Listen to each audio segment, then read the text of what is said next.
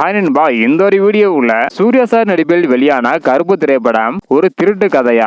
RJ Balaji அவர்கள் பகிர்ந்துள்ள அதிர்ச்சியான தகவல் என்ன அப்படின்றத வீடியோக்குள்ள போய் டீட்டெயிலாக பார்த்துடலாம். அதுக்கு முன்னாடி கருப்பு திரைப்படம் வெளியாகி 2 வாரங்களுக்கு மேல் ஆகுது. இருந்தாலும் இன்னும் படத்தை பார்க்க மக்கள் பாத்தீங்கன்னா ஆர்வமாக போயிட்டு இருக்கிறாங்க.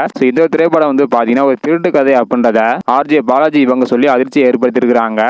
என்ன அப்படின்றத டீட்டெயிலாக பார்த்துடலாம். அதாவது ஆர்ஜே பாலாஜி இவங்க பாத்தீங்கன்னா சினிமாவுக்கு வர்றதுக்கு முன்னாடி சென்னையில பேசின் பிரிட்ஜ்ல பாத்தீங்கன்னா இருந்திருக்கிறாங்க. அப்போது மர்ம நபர்கள் பாத்தீங்கன்னா ஆர்ஜே பாலாஜி இவங்களோட கழுத்துல கத்திய வச்சு அவங்க கிட்ட இருந்த நகையெல்லாம் பாத்தீங்கன்னா பறிச்சுட்டு போயிருக்கிறாங்க.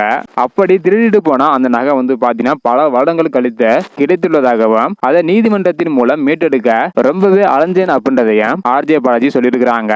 அதாவது மாசாணி அம்மன் கோயிலில் பார்த்த மிளகாய் அரைக்கும் நம்பிக்கையும் இந்த சம்பவத்தையும் இணைத்து ஒரு கதை உருவாக்கினால் எப்படி இருக்கும் அப்படின்னு நினைத்துதான் கருப்பு திரைப்படத்தை பாத்தீங்கன்னா எடுத்திருக்கிறாங்களாம். கருப்பு திரைப்படம் பாத்தீங்கன்னா ஆர்ஜே பாலாஜி இவங்க வாழ்க்கையில் நடந்த ஒரு திருட்டு கதை தான். தன்னிடம் உள்ள நகையை திருடிட்டு போய் அதை நீதிமன்றத்தின் மூலம் பாத்தீங்கன்னா போராடி அந்த நகையை மீட்டிருக்கிறாங்க. உண்மை சம்பவத்தையும் அது மட்டும் இல்லாம கொஞ்சம் தன்னோட ஸ்டோரியும் எழுதி இணைத்து ஒரு கதையாக பாத்தீங்கன்னா ரெடி பண்ணி கருப்பு திரைப்படத்தை எடுத்திருக்கிறாங்க. இந்த ஒரு திரைப்படம் மக்கள் மத்தியில நல்ல ஒரு வரவேற்பு கிடைச்சிருக்குது. இந்த வீடியோ பாத்தீங்கன்னா மறக்காம எல்லாருக்குமே ஷேர் பண்ணுங்க. தேங்க்யூ.